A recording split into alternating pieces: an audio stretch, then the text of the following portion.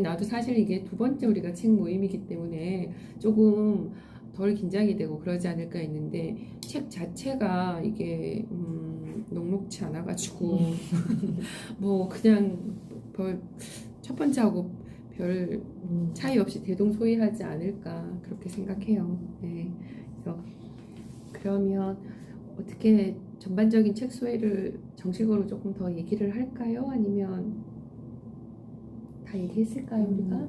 저는 아까 네. 얘기했던 거에 좀 첨언을 하자면 이제 이제 지난 책 나는 왜 무기력을 되풀이하는 것보다는 확실히 더 어려웠었어요. 저는 네. 왜냐하면 겨우 정말 끌려가듯이 일회독을 했었거든요. 그래서 목소리 잡혀서 네, 끌려가는 그래서 솔직히 이 인물과의 관계도 이렇게 적으면서 보긴 했지만 이해를 못해가지고 여러분의 도움이 좀 필요하긴 한데 맞아요. 여기 보면은 그 막 상황 자체도 그렇지만 인물들도 좀 약간 이상하다를 넘어 수상해요. 수상하고 비현실적인 존재들이고 꿈속을 내가 그것도 안개가 굉장히 자욱한 꿈을 걷는 이런 내내 이런 느낌을 떨쳐버릴 수가 없었는데 저는 크게 키워드를 첫 번째는 혼란으로 잡았거든요. 이 상황이나 마을 사람들이 이해할 수 없는 행동, 그 다음에 또 성에서 온 의도를 알 수 없는 메시지, K라는 인물, 성이라는 거, 이 모든 것 자체가 굉장히 혼란. 근데 두 번째는 이제 그 뒤에 해설도 보고 했는데 두 번째 키워드는 좀 부조리인데 솔직히 부조리라는 용어에 대해 정확히 알고 있진 않았었어요. 근데 사전을 찾아보니까 제가 알고 있었던 거는 그냥 1번 첫 번째 의미였는데 이치에 맞지 아니하거나 도리 어긋나 이 정도만 알고 있었는데 그 철학에서 말하는 부조리는 그 인생에서 그 일을 발견할 가망성이 없음을 이르는 말. 인간과 세계, 인생의 의미와 현대 생활과의 불합리한 관계를 나타내는 실존주의적 용어. 프랑스 작가 카미의 부조리 철학으로 널리 알려졌다 이렇게 나왔더라고요. 그래서 뭐 카미 하면 또 카프카하고 이렇게 뗄래야 뗄 수 없는 것들인데 부조리, 실존주의 이런 것들이 그래도 이 책을 이해하는 데 좀 도움이 되지 않을까. 어찌됐든 우리가 문학사의 어떤 학문적으로 그런 것들이 있다면 실존주의를 이해하면 좀 실존주의나 부조리를 이해하면 이 책에 좀 도움이 되겠다. 그리고 이 책도 강력하게 그거를 이야기하고 있는 것 같고 그리고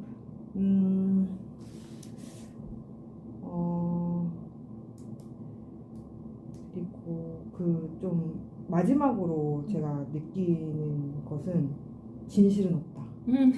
답은 없다. 이게 굉장히 강렬했어요. 읽는 내내. 그 K가 마을에 도착해서 성에 도달하기 위해서 되게 애쓰는 것들과 그 사람들의 대화가 비슷한 주제를 답이 없이 계속 반복하는 느낌이 엄청 많이 들었거든요. 근데 그게 또 서로 합치도 이룰 수가 없어요. 그래서 이 성이라는 존재 자체도 그렇고 가는 길도 그렇고 되게 답이 없다. 그들의 대화도 보면 되게 답답하고 답이 없다. 그래서 이 성이라는 의미와 K라는 사람 등장인물에 대해서 우리가 또 이따가도 얘기를 하겠지만 이거는 저는 카프카라는 작가에 대해서 잘 모르지만 이 책을 미완성하고 죽었다고 하잖아요. 근데 결말이 없다고 해서 카프카가 이 소설책에서 하고 싶었던 말을 안 하고 끝내는 건 아닌 것 같거든요. 전반적으로 되게 끊임없이 이런 답답함을 얘기한 거는 어떻게 보면 열린 것말은 답이 없는 것도 되는 거잖아요. 그래서 되게 되게 열린 결말이기도 하면서 이 답이 없고 어떻게 보면 진실이 없다?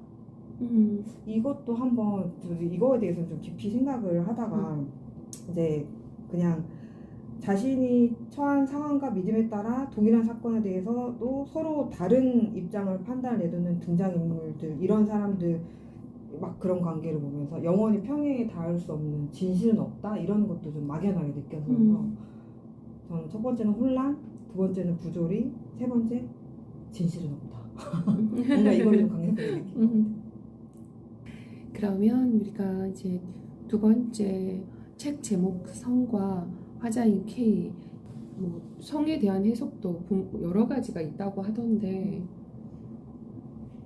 나는 계속해서 여기 관료들하고 연결이 되니까 이게 뭐 이제 요즘으로 말하면 이제 그 관공서나 이제 행정부처 같은 그러니까 실제적으로 이제 이런 보통 뭐 서민들이나 이제 시민들의 이런 사람들의 삶에 많은 영향권을 행사하고 하는 그런 것들을 그러니까 이제 시대적인 배경이 카프카가 살았던 그 시절에 이 사람이 그 가진 직업이 그거였다고 하니까요. 이런 서류 일을 보는 그런 오피스맨이었다고 하니까 거기에서 아마 좀 착안해서 이렇게 그렇게 한 건가.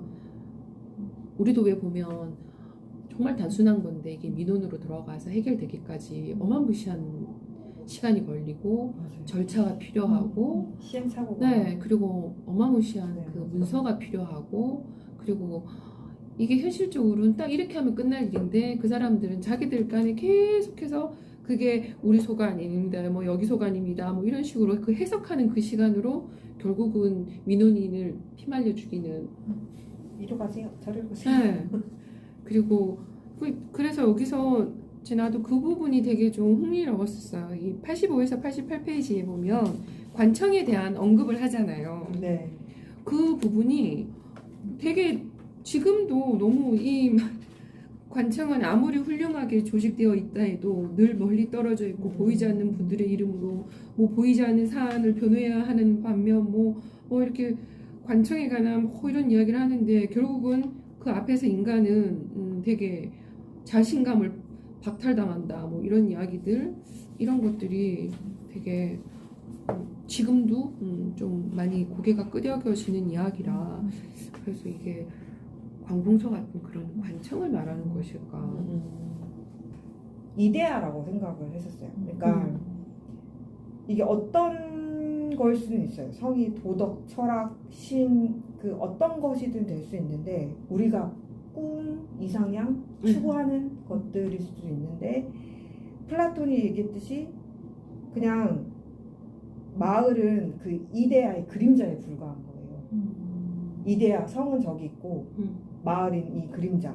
그래서 어떻게 보면은 사람들은 그 그림자에 진실과 그런 핵심을 보지 못하고 평생 인간은 그림자에만 이렇게 하는 그 굉장히 아이러니한 이 상황이 지금에도 저는 그냥 되게 딱 그게 교수님이 해줬던 것과 연결이 돼서 성은 좀 이데아가 아닌가라는 생각이 들었었거든요. 그래서 그런 반면에 또 한 가지 또 드는 건 굳이 왜 저길 가려고 하나.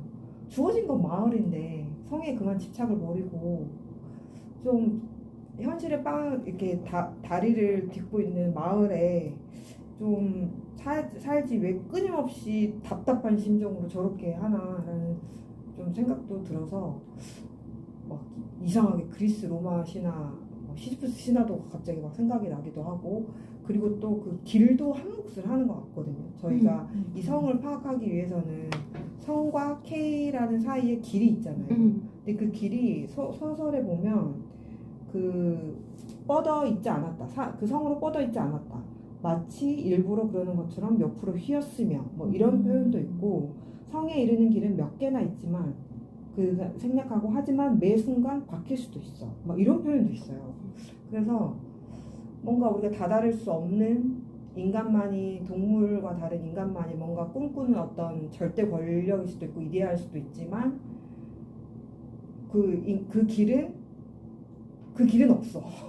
결국엔 없기 때문에 굉장히 답답하지만 끊임없이 이런 추구하는 거를 과연 이거를 인간한테 이롭다고 봐야 되는지 이거를 그냥 인정하고 마을에 적응하고 사는 게 옳다고 생각해야 되는지 저는 이제 개인적으로 결론을 못 보는데 성은 저한테 성과 그 길은 물음표다.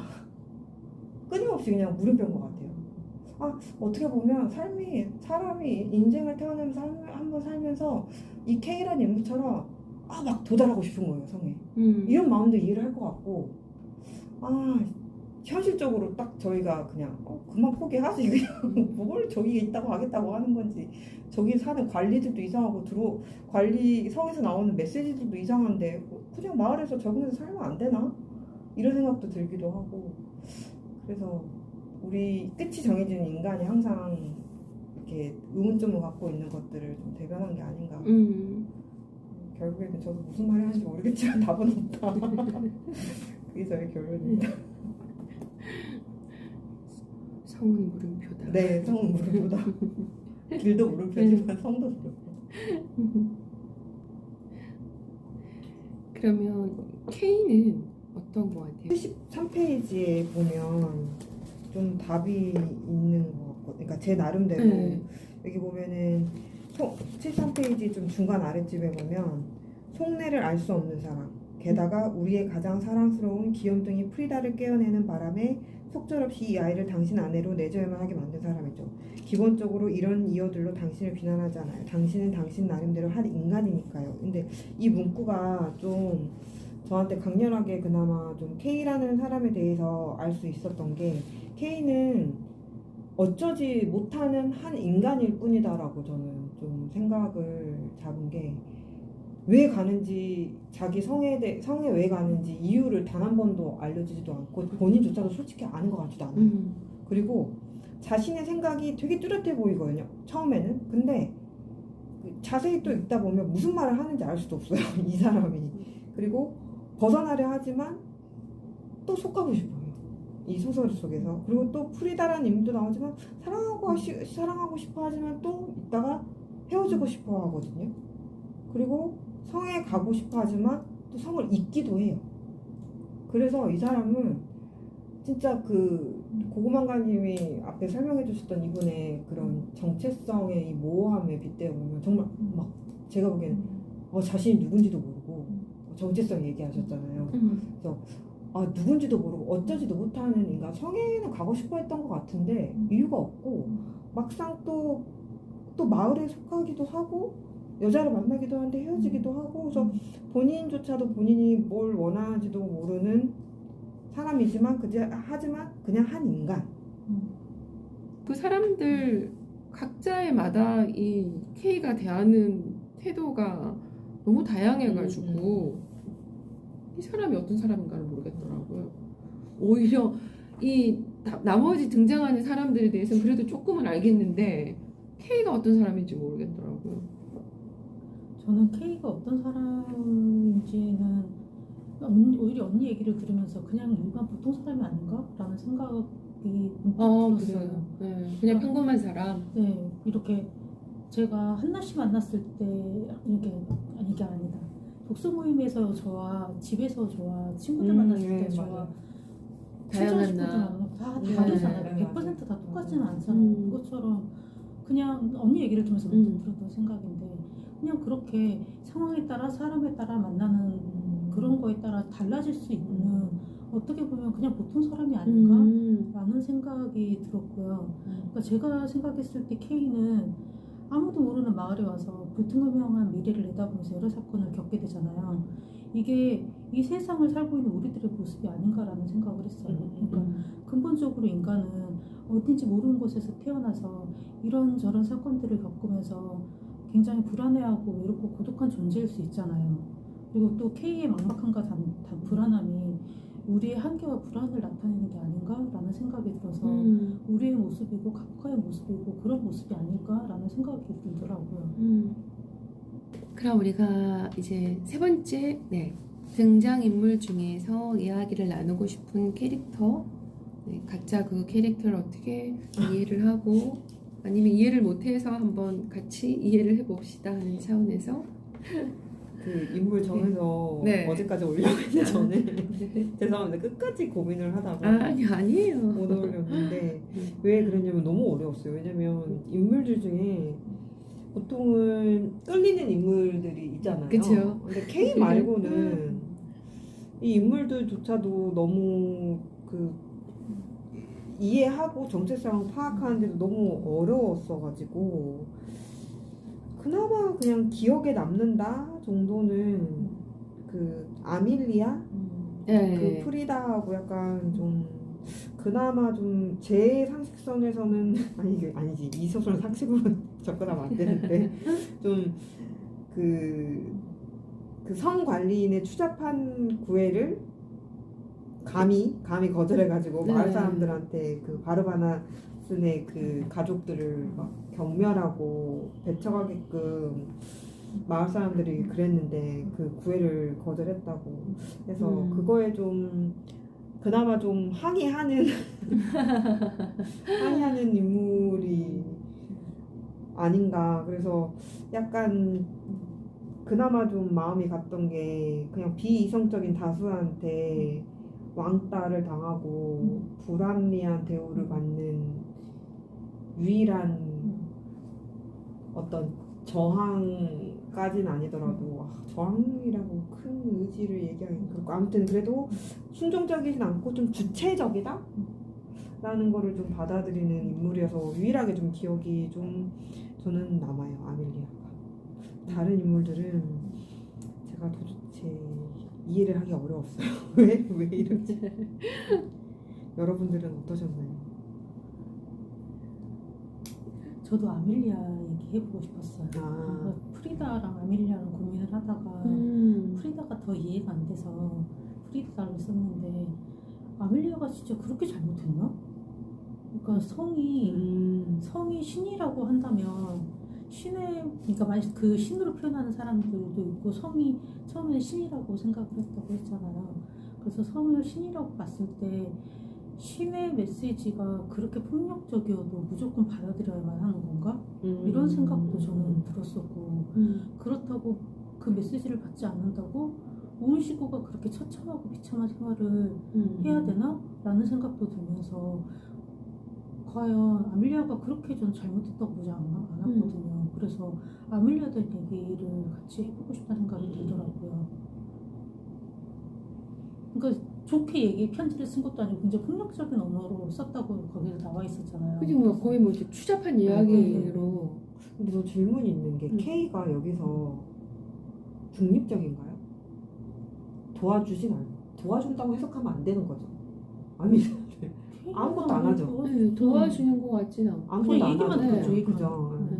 그리고 이제 약간 그런 의문도 하잖아요. 그러니까 올가가 이제 그 언니가 여기 아멜리아인지 아말리아인지 나는 아말리아라고 적어놨는데 저도 아말리아. 네, 그래서 이 동생에 대해서 이제 가지는 그 K의 좀 약간 부정적인 인상에 대해서 자기가 뭐 굳이 내가 뭐 그거에 대한 설명을 해줄 필요는 없지만 이러이러다 하면서 자기 동생은 사실 이러한 그 역사가 있다라고 얘기를 하면서 할 때 나는 이제 그러면서 그런 걸로 연유를 해서 자기가 사실은 이 마을에서 중산층의 사람이었는데 지금 이렇게 나락에 있고 모든 사람들이 우리를 이렇게 무시하고 그렇게 됐다고 할 때 K가 그러잖아요. 그게 그 페이지 200, 그러니까 이게 책이 좀 달라가지고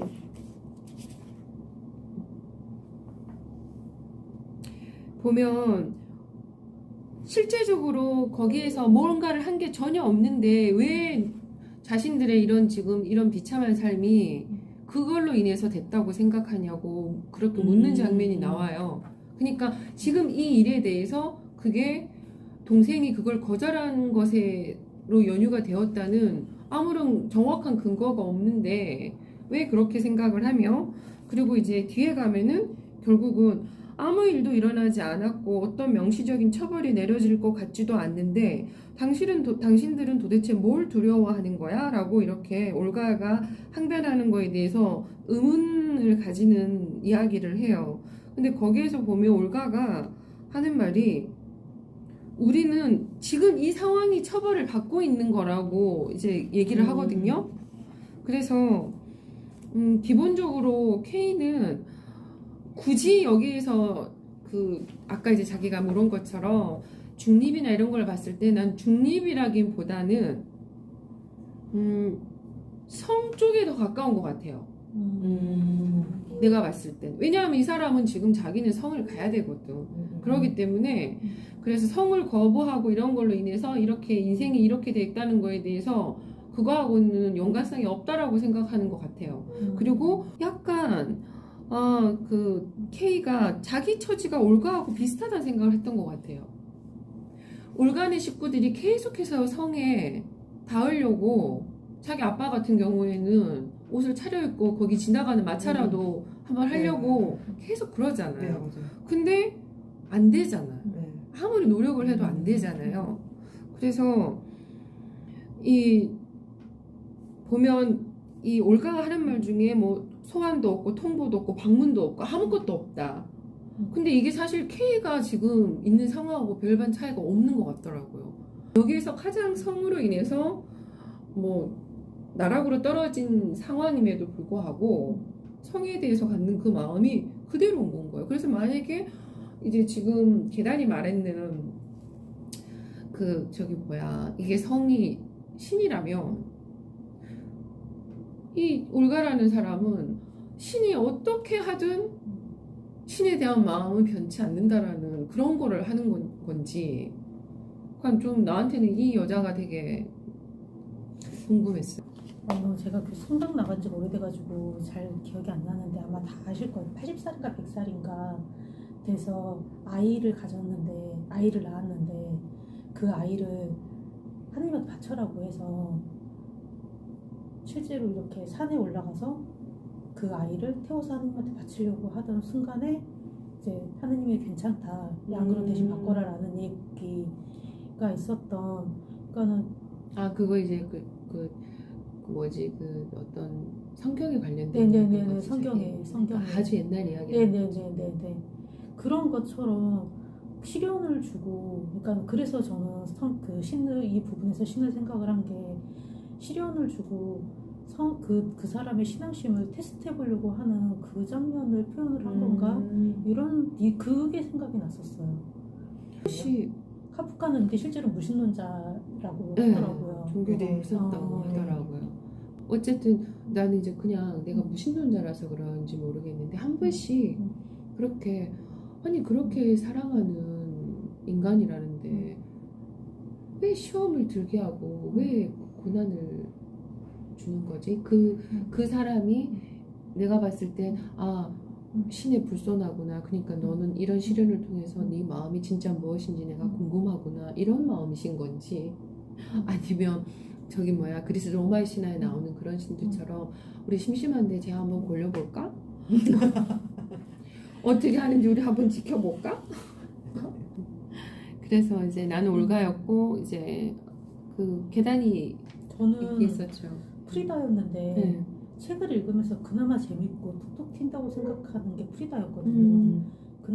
그나마가는 어떤 이유에서인지 모르겠지만 어쨌든 자기가 선택해서 K를 따라갔고 K가 어떤 이유로 프리다를 저는 이용했다고 생각을 했거든요. 아주 비슷해요. 네, 이용했다고 생각을 했는데 프리다 역시 그래도 어느 정도 마음이 있었기 때문에 그렇게 갔고 그리고 이렇게 K가 조수에 대해서 굉장히 안 좋게 얘기를 할 때 조수에 대해서 굉장히 현명하게 얘기도 하고 하는 저는 그 부분이 써놓은 부분들을 잊어버렸는데 그렇게 하고 그 다음에 어쨌든 어디에서든 그러니까 그 여관방에 낡은 여관방에서도 굉장히 살아가려고 굉장히 깨끗하게 정리하고 그리고 그 학교에서도 마찬가지고 그런 부분들이 굉장히 저는 프리다가 좋아 보였었거든요. 굉장히 자기 삶을 주체적으로 열심히 살아가 보려고 하는 그런 캐릭터로 보였었는데 그 마지막쯤에 페피가 프리다에 대해서 굉장히 안 좋게 얘기를 하잖아요. 전혀 다른 시선으로 얘기를 하지. 네. 그러면서 막 연주를 이용하고 막 이런 얘기를 하면서 갑자기 멘붕이 내가 생각했던 프리다와 걔가 그 페피가 보는 프리다가 너무 반대인 거예요.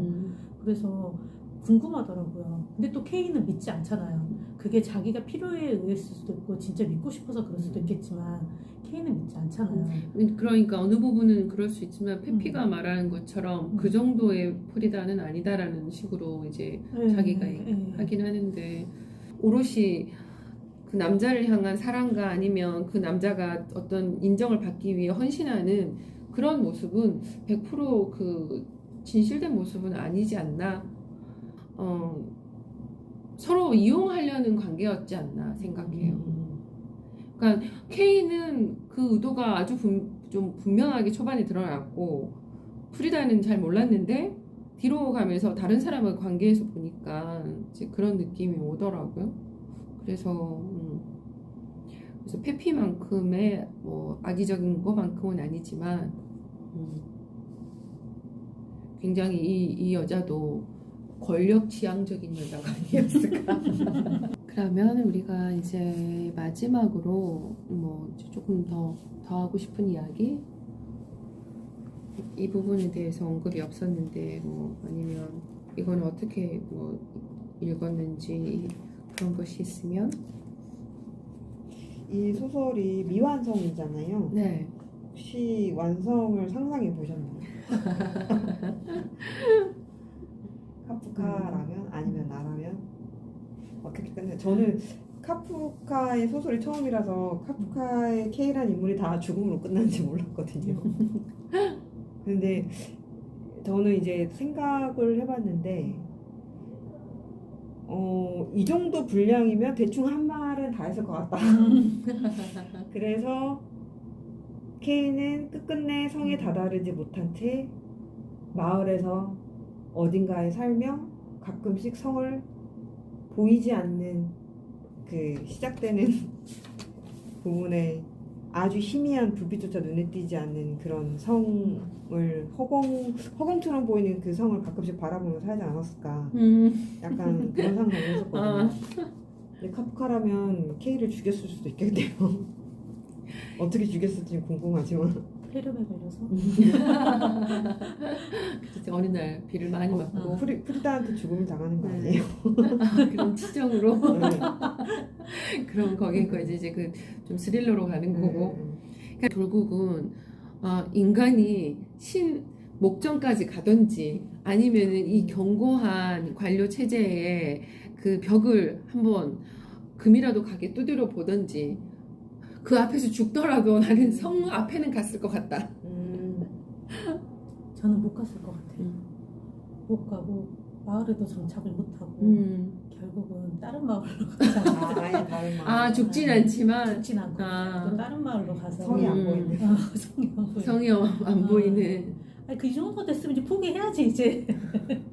네, 그래서 우리 오늘 이 성을 읽고 얘기를 나눠봤는데요. 역시나 두 번째 해도 뭐 얘기가 두서가 없고 그러긴 한데, 근데 사실 나는 이제 이거를 할 때 처음에 우리가 했었을 때 약간 좀 내가 좀 너무 호기롭게 했나 이런 생각을 하고 알다시피 난 너무 비로한 유튜버이기 때문에 그러긴 했는데 이 촬영의 의미보다는 우리가 이렇게 작은 사람 소위 말하면 이렇게 몇 명 안 되는 멤버들이 이렇게 읽으니까 확실히 책을 훨씬 밀도 있게 읽고 얘기를 나눌 수 있는 것 같아요. 그래서 깊이 있게. 네. 그래서 꼭 이게 촬영에 관련되지 않더라도 한 달에 한 번 정도 이렇게 우리가 기본 하고 있는 책 모임이 아닌 조금 읽어내기가 쉽지 않은 책을 읽는 것도 이것만큼은 안 될 것 같아요. 이 정도는 이것도 좀 쉬운 거. 아니야. 세상에 조르바 정도? 책은 무궁무진해 자기야. 그래서 이 다음 책은 하나 생각을 했는데 혹시나 이제 같이 할 수 있으면 12월 달에 같이 하면 좋겠네요. 책을 읽고 성취감이 들었어요. 내가 이 책을 읽어내다니. 좋았어요. 재밌네요. 오늘 재밌었어요. 네. 재밌었어요? 네. 그러면 우리 to be continue.